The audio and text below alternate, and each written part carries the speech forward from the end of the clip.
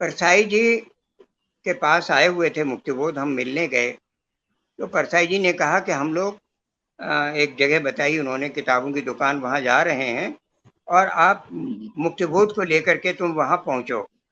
उनका आशय ये था कि मुक्तिबोध को हम रिक्शे में लेकर के आएंगे, लेकिन मुक्तिबोध ने रिक्शे पर बैठने से इनकार कर दिया।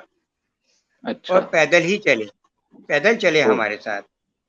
तो रास्ते में पूछने लगे कि कहाँ पढ़ते हो और क्या पढ़ते हो। मैंने कहा इंजीनियरिंग कॉलेज में पढ़ते हैं। बोले हाँ हाँ बताया था परसाई ने, तो क्या पढ़ते हो। मैंने कहा साहब उसमें थ्योरी ऑफ मशीन्स भी पढ़ते हैं, स्ट्रेंथ ऑफ मटेरियल पढ़ते हैं। तो बोले अच्छा अच्छा ठीक है, तो वो जो तुम पढ़ते हो वो तुम्हारे लिखने में, तुम्हारी कविता में आता है क्या। और मैं चौंक गया। मैंने कहा अरे ये थ्योरी ऑफ मशीन्स और स्ट्रेंथ ऑफ मटेरियल्स और थ्योरी ऑफ स्ट्रक्चर्स, इस सब से कविता का क्या मतलब होगा। ये अजीब बात पूछ रहे हैं। उन्होंने मुझे भौचक्का देखा।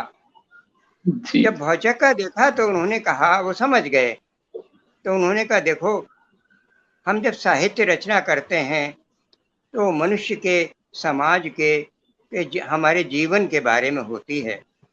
हम देखते हैं दुख सुख को, जीवन मृत्यु को, बहुत सी विषमताओं को, तो सोचने लगते हैं कि ऐसा क्यों होता है, ऐसा किन परिस्थितियों में होता है, और ये सोच करके तब हम किन नतीजों पर पहुंचते हैं। एक वैज्ञानिक भी जब दृश्यों को देखता है, जब वो चीजों को देखता है, तो वो भी आश्चर्य करता है कि ऐसा क्यों होता है।